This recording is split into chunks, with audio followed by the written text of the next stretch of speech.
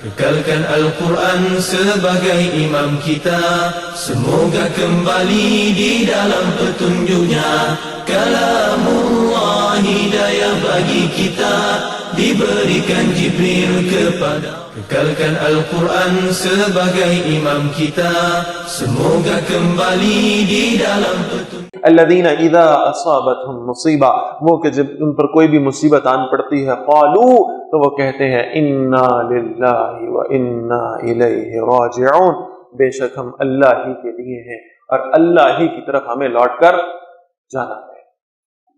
اولئک علیہم صلوات من ربہم ورحمہ، یہ وہ لوگ ہیں جن پر ان کے رب کی طرف سے عنایات ہیں اور رحمت ہے۔ واولئک هم المہتدون، اور یہی وہ لوگ ہیں جو ہدایت پانے والے ہیں، اللہ ہمیں ان میں شامل فرما دے۔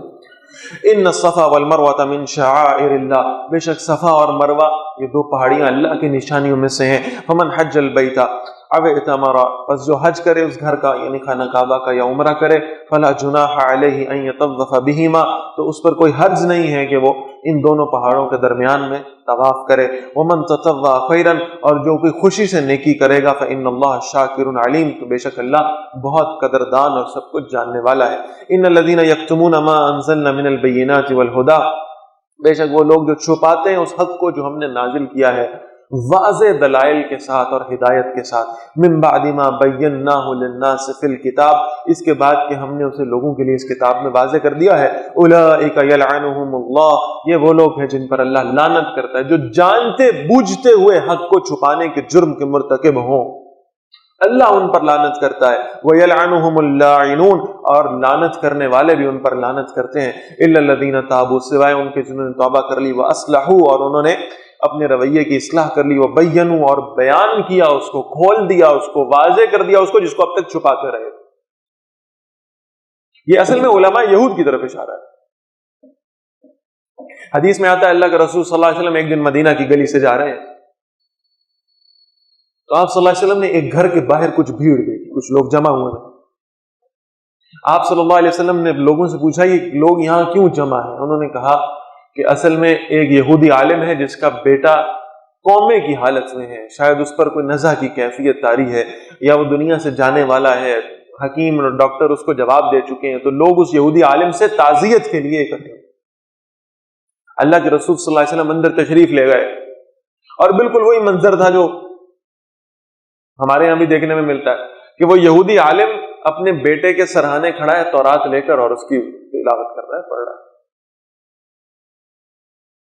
اللہ کے رسول صلی اللہ علیہ وسلم نے اس یہودی عالم سے پوچھا یہ جو کتاب تم پڑھ رہے ہو کیا اس میں کہیں ہمارا تذکرہ ہے؟ تو اس نے فوراً کہا نہیں جی، آپ کا ذکر اس میں کہیں نہیں۔ یہ تھی ان کی عادت، حق کو چھپانے والی۔ تو وہ جو ان کا بیٹا غشی کی کیفیت میں تھا، اس نے آنکھیں کھولی اور اس نے کہا میرا باپ جھوٹ بولتا ہے، اللہ کے نبی صلی اللہ علیہ وسلم تورات تو آپ کے ذکر سے بھری ہوئی ہے۔ یہ واضح نہیں کرتے، یہ چن چن کر اپنی کتابوں میں سے رسول اللہ صلی اللہ علیہ وسلم کی نشانیوں کو نکال دیتے ہیں۔ تو فرمایا الا الذین تابوا، سوائے ان کے جنہوں نے توبہ کر لی، واصلحوا، اور اصلاح کر لی انہوں نے اپنی، وبینوا، اور بیان کر دیا اور کھول دیا جو کچھ اب تک وہ چھپاتے رہے تھے، فاولئک اتوب علیہم، یہ وہ لوگ ہیں جن کی میں توبہ قبول کر لیتا ہوں، وانا التواب الرحیم، اور میرا رب کہہ رہا ہے میں توبہ قبول کرنے والا اور رحم فرمانے والا ہوں۔ ان الذین کفروا، بے شک جن لوگوں نے کفر کیا، وماتوا، اور انہیں موت آ گئی، وہم کفار، اور اس حالت میں موت آئی کہ وہ کافر ہی تھے، اولئک علیہم لعنت اللہ والملائکۃ والناس اجمعین، یہ وہ لوگ ہیں جن پر لعنت ہے اللہ کی اور فرشتوں کی اور سب کے سب لوگوں کی، خالدین فیہا، وہ اس لعنت میں ہمیشہ رہیں گے، لا یخفف عنہم العذاب، ان سے اس عذاب کو ہلکا نہیں کیا جائے گا، ولا هم ینظرون، اور نہ ہی انہیں کوئی مہلت دی جائے گی۔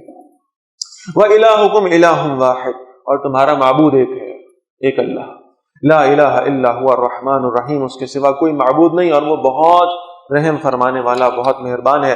ان فی خلق السماوات والارض واختلاف اللیل والنہار، بے شک آسمانوں اور زمین کے پیدا کرنے میں اور رات اور دن کے آپس میں بدلنے میں، والفلک التی تجری فی البحر بما ينفع الناس، اور ان کشتیوں میں جو سمندر میں چیزیں اٹھا اٹھا کر چلتی ہیں نفع پہنچانے والی لوگوں کو، وما انزل اللہ من السماء من ماء، اور جو اللہ نے آسمان سے پانی نازل فرمایا، فاحیا به الارض بعد موتها، پھر زندہ کیا اس کے ذریعے زمین کو مردہ ہو جانے کے بعد، وبث فيها من كل دابة، اور پھیلا دیے اس میں ہر قسم کے جاندار، وتصریف الریاح، اور ہواؤں کے بدلتے رہنے میں، والسحاب المسخر بین السماء والارض، اور ان بادلوں میں جو آسمان اور زمین کے درمیان خدمت میں لگا دیے گئے ہیں، لآیات لقوم یعقلون، یقیناً نشانیاں ان لوگوں کے لیے جو غور و فکر کرتے ہیں، ومن الناس من يتخذ من دون اللہ اندادا، اور لوگوں میں سے ایسے بھی ہیں جو اللہ کے سوا دوسروں کو اللہ کا مد مقابل بنا لیتے ہیں، اللہ کا شریک ٹھہرا لیتے ہیں، اللہ کے برابر ٹھہرا لیتے ہیں، معاذ اللہ۔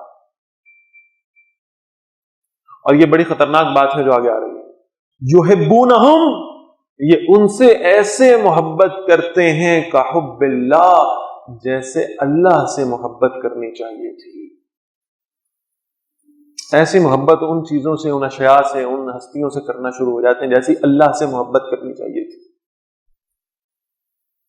مجھے اللہ پہ بڑا یقین ہے کہ یہاں کوئی شخص ایسا نہیں بیٹھا جو شرک جلی کا مرتکب ہو، الحمدللہ، لیکن یہ بات سمجھ لیں کہ شرک سے صرف شرک جلی مراد نہیں ہے، ایک شرک خفی بھی ہے، دلوں میں چھپا ہوا شرک،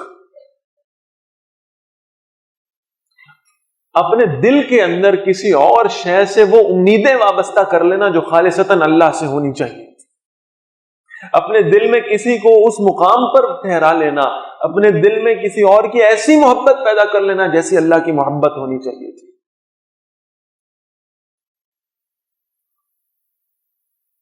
فرمایا والذین آمنوا، اور وہ لوگ جو ایمان والے ہیں، اشد حبا للہ، یہ تو اللہ سے شدید محبت کرتے ہیں، اللہ سے بڑھ کر تو دور کی بات ہے، اللہ کی محبت کے برابر بھی کسی اور کی محبت ان کے دل میں نہیں ہو سکتی، سب سے زیادہ اللہ سے محبت کرنے والے۔ اور یہ ذہن میں رکھیے گا، یہ محبت صرف دل تک محدود نہیں رہتی، یہ محبت ان کے اعمال میں، ان کے افعال میں نظر آتی ہے۔ اگر یہ اللہ سے محبت کرنے والے ہیں تو اللہ کا حکم بھی ماننے والے ہیں، اللہ کی اطاعت بھی کرنے والے ہیں۔ وَلَوْ يَرَى الَّذِينَ ظَلَمُوا، اور کاش وہ دیکھیں جن لوگوں نے ظلم کیا ہے، اِذْ يَرَوْنَ الْعَذَابَ، کہ جب وہ اپنی آنکھوں سے عذاب کو دیکھ لیں گے، أَنَّ الْقُوَّةَ لِلَّهِ جَمِيعًا، قوت ساری کی ساری اللہ ہی کے لیے ہے، وَأَنَّ اللَّهَ شَدِيدُ الْعَذَابِ، اور یہ کہ اللہ سخت عذاب دینے والا ہے۔ اِذْ تَبَرَّأَ الَّذِينَ تُبِعُوا، جب بیزاری کا اظہار کریں گے وہ جن کی پیروی کی گئی تھی، مِنَ الَّذِينَ اتَّبَعُوا، ان سے جنہوں نے ان کی اتباع کی، وَرَأَوُا الْعَذَابَ، اور وہ عذاب کو سب دیکھ لیں گے، وَتَقَطَّعَتْ بِهِمُ الْأَسْبَابُ، اور ان کے تعلقات آپس میں ٹوٹ جائیں گے، وَقَالَ الَّذِينَ اتَّبَعُوا، اور کہیں گے وہ جنہوں نے اتباع کی تھی، لَوْ أَنَّ لَنَا قَرَّةً، کاش ہمارے لیے ایک دفعہ واپس لوٹنا ممکن ہو جائے، فَنَتَبَرَّعَ مِنْهُمْ، ہم بھی ان لوگوں سے اظہار بیزاری کر دیتے، جن کی خوشنودی حاصل کرنے کے لیے ساری دنیا کی زندگی ہم نے لگا دیا، اور آج قیامت کے روز یہ کہہ رہے ہیں ہمارا ان سے کوئی تعلق ہی نہیں۔ اگر ہمیں بھی ایک زندگی مل جاتی تو ہم بھی ان سے ایسے ہی اعلان برات کرتے، ہم بھی ان سے ایسے ہی بیزاری کا اظہار کر دیتے، کما تبرؤوا منا، جیسے انہوں نے ہم سے بیزاری کا اظہار کیا ہے، كذلك يريهم الله اعمالهم حسرات عليهم، اسی طرح سے اللہ ان کے اعمال انہیں حسرت بنا کر دکھائے گا، وما هم بخارجين من النار، اور وہ آگ سے نکلنے والے نہیں ہوں گے، اللہ ہمیں ان سے محفوظ فرمائے۔ یا ایھا الناس، اے لوگو، کلوا مما فی الارض حلالا طیبا، کھاؤ اس میں سے جو زمین میں ہے حلال اور پاکیزہ، ولا تتبعوا خطوات الشیطان، اور دیکھو شیطان کی پیروی نہ کرنا، انہ لکم عدو مبین، بے شک وہ تمہارا کھلا دشمن ہے، انما یامرکم بالسوء والفحشاء، بے شک وہ تو تمہیں حکم دیتا ہے برائی اور بے حیائی کا، وان تقولوا علی اللہ ما لا تعلمون، اور یہ کہ تم اللہ کے بارے میں وہ کچھ کہو جس کا تم علم نہیں رکھتے، وَإِذَا قِيلَ لَهُمُ اتَّبِعُوا مَا أَنزَلَ اللَّهُ، اور جب بھی ان سے کہا جاتا ہے پیروی کرو اس کی جو اللہ نے نازل فرمایا ہے، قَالُوا بَلْ نَتَّبِعُ مَا أَلْفَيْنَا عَلَيْهِ آبَاءَنَا، تو کہتے ہیں نہیں، بلکہ ہم تو اس کی پیروی کریں گے جس پر ہم نے اپنے باپ دادا کو پایا۔ أَوَلَوْ كَانَ آبَاؤُهُمْ لَا يَعْقِلُونَ شَيْئًا، بھلا اگر ان کے باپ دادے کچھ بھی علم نہ رکھتے ہوں، کچھ بھی نہ سمجھتے ہوں، اگر ان کے باپ دادے جہالت میں تھے تو یہ بھی صحیح علم حاصل کرنے کی بجائے اسی جہالت کو کنٹینیو کریں گے۔ صرف اس بنیاد پر کہ ان کے باپ دادوں نے اس راستے کی پیروی کی تھی. ولا يهتدون، اور نہ وہ ہدایت یافتہ ہوں. ومثل الذين كفروا، اور حال ان لوگوں کا جنہوں نے کفر کیا، كمثل الذي ينعق بما لا يسمع الا دعاء ونداء، مثال ہے اس جیسے کی طرح جو بلاتا ہے انہیں جو کچھ نہیں سنتے سوائے چیخ اور پکار کے. صم بکم عمی فهم لا يعقلون، بہرے ہیں، گونگے ہیں، اندھے ہیں، لہذا کچھ سمجھ نہیں سکتے. میں نے کل بھی یہ بات عرض کی تھی کہ یہ بینائی اصل میں آنکھوں کی نہیں، یہ دل کی بینائی کی بات ہے. دل سے نابینا ہے، دل سے شاید وہ دین کی بات سمجھنے سے عاری ہے. یا ایھا الذین آمنوا، اے ایمان والو، کلوا من طیبات ما رزقناکم، کھاؤ وہ پاک چیزیں جو ہم نے تمہیں عطا کی ہیں. واشکروا للہ، اور اللہ کا شکر ادا کیا کرو. وان کنتم ایاہ تعبدون، اگر تم واقعی صرف اسی کی عبادت کرتے ہو. انما حرم علیکم المیتۃ، بے شک اس نے تم پر مردار کو حرام کر دیا ہے. والدم، اور خون بھی. ولحم الخنزیر، اور خنزیر کا گوشت بھی. وما اہل به لغیر اللہ، اور ہر وہ شے جس پر اللہ کے سوا کسی اور کا نام پکارا جائے. اب ذرا اس آیت کو تھوڑا سا غور سے دیکھ لیں. انشاءاللہ سورۃ المائدہ میں یہ مضمون دوبارہ آئے گا تو میں تفصیل سے عرض کروں گا، لیکن تھوڑا سی تفصیل یہاں بھی عرض کر دیتا ہوں. انما حرم علیکم المیت، اللہ نے تم پر حرام کر دیا مردار شے، یعنی جس کو ذبح نہ کیا جائے، جو مر جائے، اس کو اللہ نے تم پر حرام کر دیا. والدم، اور دوسری شے حرام کیا کی ہے؟ خون بھی تم پہ حرام. اب آج آ کر میڈیکل سائنس یہ ثابت کر رہی ہے کہ خون کے اندر انسانی صحت کے لیے انتہائی مضر قسم کی چیزیں پائی جاتی ہیں، اور مردار کو حرام کرنے کا بھی غالباً مقصد یہی سمجھ میں آتا ہے کہ جب وہ یعنی جانور مر جاتا ہے، ذبح آپ کریں گے تو ذبح کرنے میں اور مردار میں ایک بنیادی فرق یہ کہ ذبح کرنے میں اس کا سارا خون جسم سے نکل جائے گا، ایکسٹریکٹ ہو جائے گا. لیکن جب وہ مردار ہوا ہے تو خون جسم میں باقی رہ گیا، اور اس خون کے باقی رہ جانے کی وجہ سے، ایک حرام کے موجود ہونے کی وجہ سے دوسری شے حرام ہو گئی. وَلَحْمَ الْخِنزِيرِ، اور خنزیر کا گوشت بھی تم پر حرام کیا. اس میں بھی ذرا سمجھیں. آج یہ سائنس ثابت کر رہی ہے کہ انسان جو جس جانور کو کھاتا ہے، جس کو اپنی یعنی خوراک کا حصہ بناتا ہے، اپنی غذا کا حصہ بناتا ہے، اسی کی کیفیات اور اسی کی خصوصیات اس کے اپنے اندر پیدا ہونا شروع ہو جاتی ہے. یعنی اگر کوئی شخص جو ہے وہ کوئی عقاب کا یا باز کا گوشت کھائے گا تو بہرحال اس کی ایک صفت ہے، پلٹنا، جھپٹنا، جھپٹ کر پلٹنا، اس طرح کی کیفیتیں وہ اس کے اندر، اس کی فطرت میں یہ چیزیں پیدا ہوں گی. اور اگر ساری زندگی اس کی برائلر کھاتے سے گزر گئی، سمجھ گئے آپ، تو وہ کیفیات پیدا ہو جائیں گی. تو یہ جو خنزیر ہے، اس کے بارے میں ایک واضح اسٹڈی بہرحال یہ رہی ہے کہ اس کے اندر حیا اور شرم نہیں پائی جاتی. یہ خباثتیں ہیں اس کے اندر، بے حیائی ہے اس کے اندر، گندگی ہے اس کے اندر. تو اگر یہ خوراک کا حصہ بنانے کی اجازت دے دی جاتی تو انسانوں کے اندر سے بھی حیا اور شرم ختم ہو جاتی. اس لیے اللہ نے اس کو بھی حرام کر دیا. وما اہل به لغیر اللہ، اور ہر وہ شے جس پر اللہ کے سوا کسی کا نام پکارا جائے. ابھی ہم نے دیکھا کہ کل رمضان کا چاند نظر آیا، الحمدللہ. اس رمضان کے چاند کو کیا کہتے ہیں؟ کوئی بھی چاند جو پہلی کا چاند ہے اسے کیا کہا جاتا ہے جی؟ ہلال. اس کو ہلال اس لیے کہا جاتا ہے کہ اصل میں جب چاند یہ پہلی کا چاند ہے، لوگ اس کا انتظار کرتے ہیں. آج تو بہرحال ہمارے ہاں وہ رواج نہیں رہا، لیکن آج سے کچھ سال پہلے چلے جائیں تو آپ کو یاد ہوگا کہ وہ پہلی کے چاند کا انتظار کیا جاتا تھا. لوگ چھتوں پہ چڑھتے تھے، اس چاند کو دیکھنے کی کوشش کرتے تھے. اپنی اپنی چھتوں پر لوگ موجود ہیں، جس کو چاند نظر آتا تھا وہ فوراً اونچی آواز میں پکارتا تھا، چاند نظر آ گیا. یہ بزرگ حضرات میری بات کی تصدیق کریں گے کہ ایسا ہوا کرتا. پکاریں لگتی تھی، میں نے چاند دیکھ لیا ہے، مبارک ہو. اسے ہلال اس لیے کہا جاتا ہے کہ اس چاند کے نظر آنے پر لوگ پکارتے ہیں، لوگ ایک دوسرے کو اطلاع دیتے ہیں چاند نظر آ گیا. پکارنا، وما اہل بہ لغیر اللہ، اور ہر وہ شے اللہ نے حرام کی ہے جس کو ذبح کرتے وقت اس پر اللہ کے سوا کسی اور کا نام پکارا جائے، اس کو بھی اللہ نے حرام کر دیا۔ فمن اضطر غیر باغ ولا عاد، اور پھر جو لاچار کر دیا جائے بھوک سے، اور وہ سرکش بھی نہ ہو اور حد سے بڑھنے والا بھی نہ ہو، یعنی بھوک اس حد تک چلی جائے کہ اب موت کا یقین پیدا ہو جائے۔ اب یہ اضطرار کی کیفیت ہے، اب یہ استثناء ہے، اب یہ ایکسیپشن ہے۔ فلا اسم علیہ، تو فرمایا کہ اس پر کوئی گناہ نہیں ہے کہ وہ اپنی ضرورت کے بقدر اس حرام کو استعمال کرے، لیکن یہ صرف استثنائی کیفیت میں جب موت کا یقین ہو جائے۔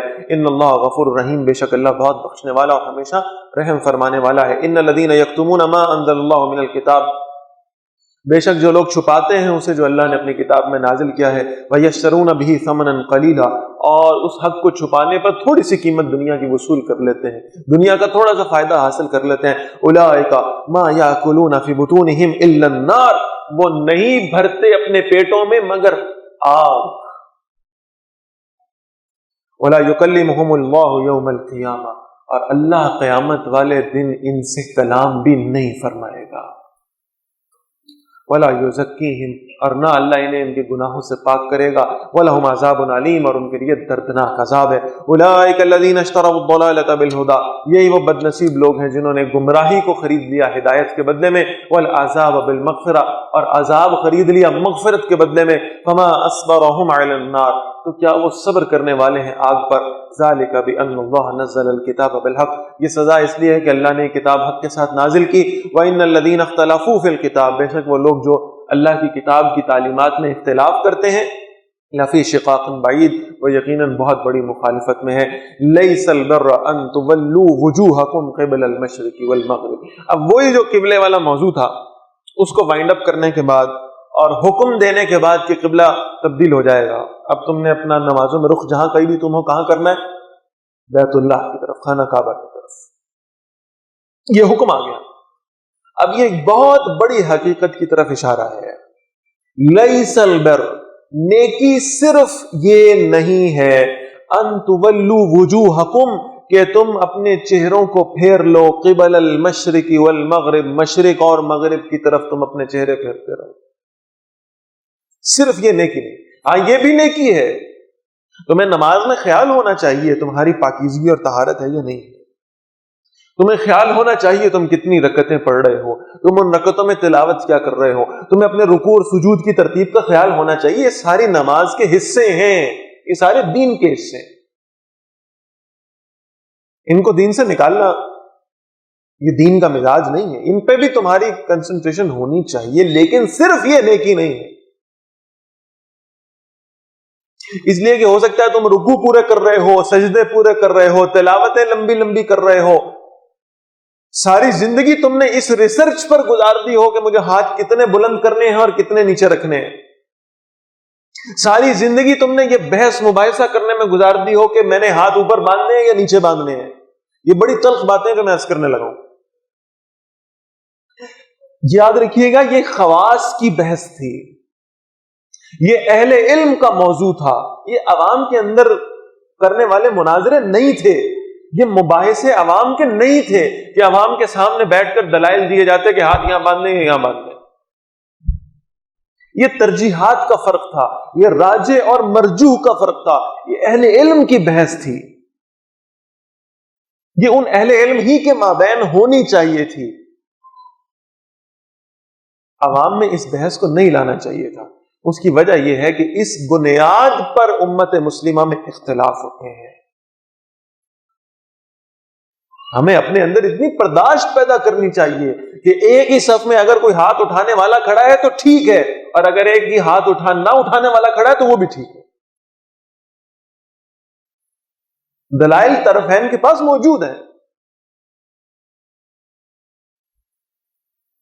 جس وقت میں امت ذبح حالی کا شکار ہے، جس وقت میں دین مغلوب ہے، اور ہم اپنی صلاحیتیں اس بات پر صرف کریں کہ ہاتھ اوپر باندھنے یا نیچے باندھنے، یہ عقل مندی ہے؟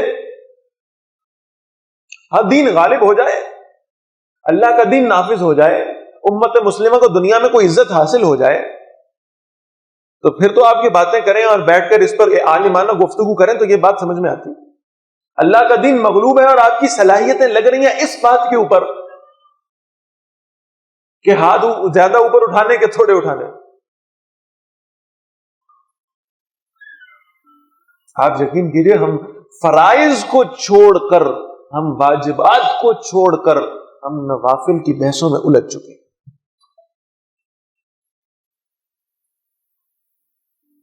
اس وقت اصل مسئلہ دین کی مغلوبیت ہے، دین کا غالب نہ ہونا ہے، اور اس کے لیے ہمیں امت کو اکٹھا کرنا ہے. ہمیں نفرتیں پیدا نہیں کرنی. ہمیں ایک اللہ، ایک رسول اور ایک کتاب کے نام پر ہم نے امت کو جمع کرنا ہے، ہمیں امت کو اکٹھا کرنا ہے. یہ وحدت امت اس وقت کے کرنے کا کام ہے. ہم نے کاٹنا نہیں ہے، ہم نے جوڑنا ہے.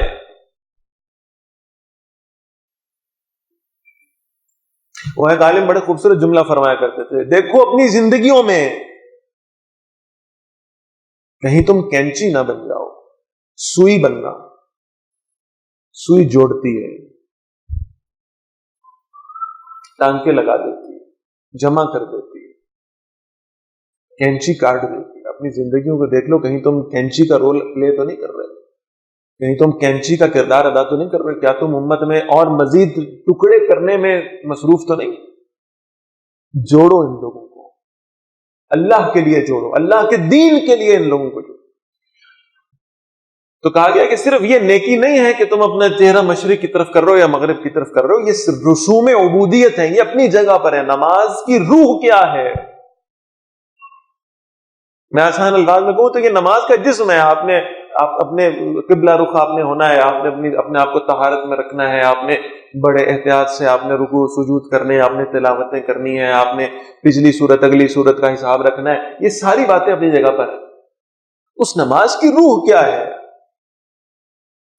روح یہ ہے کہ اللہ کا خوف پیدا ہو جائے، روح یہ ہے کہ اللہ کے ساتھ ربط قائم ہو جائے، روح یہ ہے کہ صحابی کے جسم میں تیر لگے اور جسم کی سختی کی وجہ سے، مسلز کی سختی کی وجہ سے وہ تیر باہر نہ نکالا جا سکے اور وہ کہیں بس 1 منٹ رکو، میں اپنے رب کے حضور نماز میں نیت باندھ کر کھڑا ہو جاؤں، پھر تیر نکال لینا. اور وہ نیت باندھے اور جسم پر ایسا اللہ کا خوف طاری ہو، ایسے مسلز ریلیکس ہو جائیں کہ تیر کو ہاتھوں سے پکڑ کر باہر نکال لیا جائے. یہ خشیت، یہ خوف، یہ اللہ کے ساتھ تعلق اور ربط، یہ نماز کی روح ہے جو ہماری نمازوں میں سے الا ماشاءاللہ ختم.